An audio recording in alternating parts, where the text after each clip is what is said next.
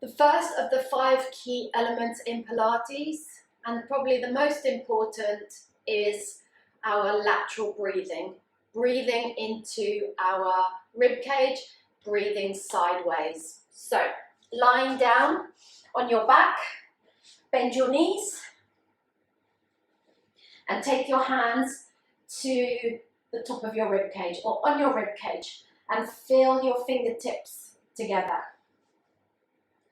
Place the heels of your hand on the side of your rib cage. And then from here, I want you to take a nice inhale and move the rib cage out into your hands, and your fingertips will separate. And then as you exhale, so as you breathe out, the rib cage comes together and your fingertips will aim towards each other. So we'll just do a couple. So breathe in, feel the rib cage expand, and then breathe out. Feel the rib cage close. So you're trying to breathe all the air out of your lungs. Breathe in, the rib cage expands. Breathe out. You can almost feel your hands wanting to push the rib cage together. We'll just do 2 more. Breathe in, and then breathe out. 1 more. Inhale, and exhale.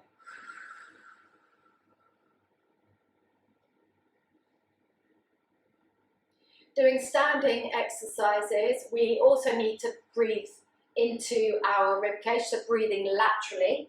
So a good way to practice is to get a towel or a TheraBand, wrap it around your rib cage, and then cross one over the other. And then pull the band or the towel quite tightly. And then you're going to take an inhale. And you will push the rib cage out into the band or your towel. And then exhale. And you may want to pull the ends of the towel to squeeze the air out. We'll do a few more. So inhale. And then exhale. Inhale. And exhale. Inhale. And exhale.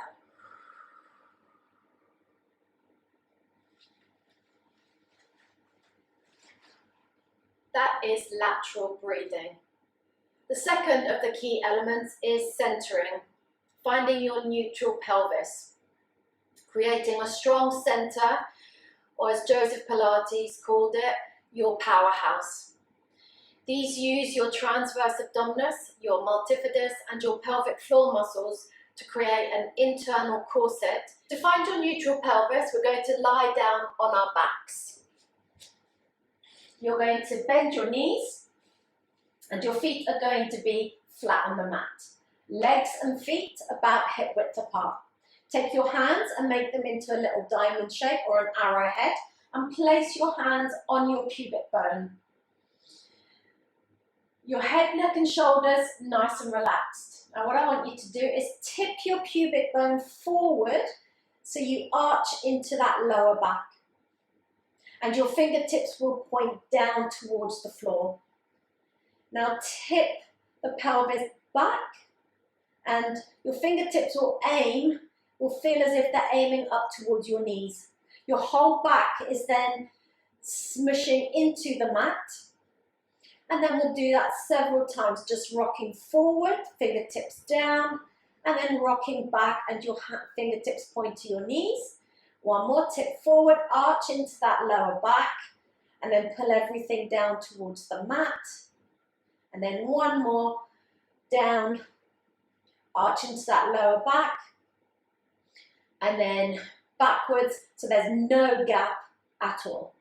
And then come between those two, so you're not too tipped forward and you're not too tipped back. So you're following the natural curvature of your spine, and your hands will feel as if they are relatively flat on your pelvis. You will have a little bit of a gap, but you're not arching too much into your lower back, and you're not completely squashing your whole back into the floor. Take your hands by your side, and this is our neutral pelvis. The third key element is our rib cage placement. We'll lie back down on the mat, onto our backs, bending your knees, placing your feet flat on the floor. Finding that neutral pelvis, place your hands on your rib cage. Now what I want you to do is imagine that the rib cage is melting down into the mat. So the back rib cage is pressing down into the floor, but your pelvis still stays in neutral. So you still have this lower arch in the natural curvature of your spine. Your rib cage is melting into the floor. So imagine it's nice and heavy and it's just melting down. So the whole back of your rib cage should feel connected into the floor. You're then going to slowly aim the sides of your rib cage down towards your hip bones. So you have a little bit of, so you're closing the space here in your waist. So you're having that sort of lengthening down sensation and a heavy melting sensation into that rib cage. The pelvis always stays in neutral, and you're lightly drawing those abdominals in and up underneath the rib cage, and your navel is drawing inwards towards the small of your back, but you're not squashing your whole spine into the mat. That is your rib cage placement. The fourth key element is placement of your shoulder blades. What I want you to do is draw your shoulders up towards your ears. Now think about your shoulder blades. So my hands are my shoulder blades, and I'm thinking about gliding them down the back of my rib cage and aiming the bottom of my shoulder blades into my back pockets, and the shoulders will follow. So let's do this again. So lift the shoulders up towards your ears. Now draw the shoulder blades down towards your back pockets. And notice how the shoulders lower with the shoulder blades.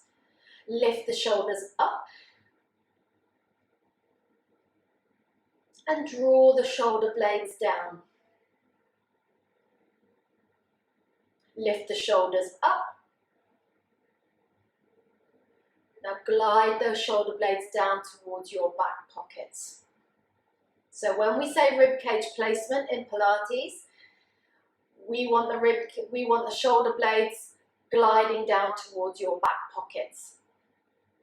This will help to keep the shoulders nice and relaxed and no tension in your head or neck. The fifth key element is the placement of your head and your neck. So if I turn sideways, what I want you to do is push your chin outwards. Now push the chin back into the back of your throat as if you are creating a double chin. So we're just going to hold that there. Now imagine the base of your skull lengthening up towards the ceiling and the tips of your ears lengthening to the ceiling. And that will feel as if your neck lengthens and the chin is in the back of your throat. So let's do that again. Push the chin out. Bring the chin back in. Lengthen the base of the skull to the ceiling. Lengthen the tips of the ears to the ceiling. And that chin comes in. Do that one more time. Press the chin out. Pull the chin in. At the same time, lengthen the base of the skull to the ceiling. Tips of the ears to the ceiling. And that chin comes in to the back of your throat. We can also do the head and neck placement in lying. So let's get down on our backs. Bend your knees. Place your feet flat on the mat.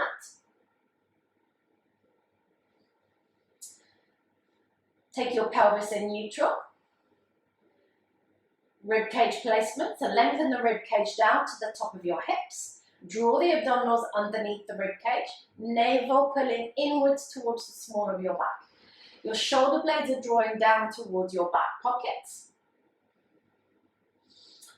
And then what I want you to do is push your chin out.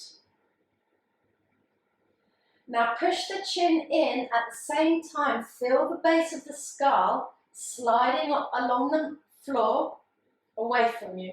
The tips of the ears are lengthening away from you, and that chin comes into the back of your throat. Now, I don't want it all the way in here.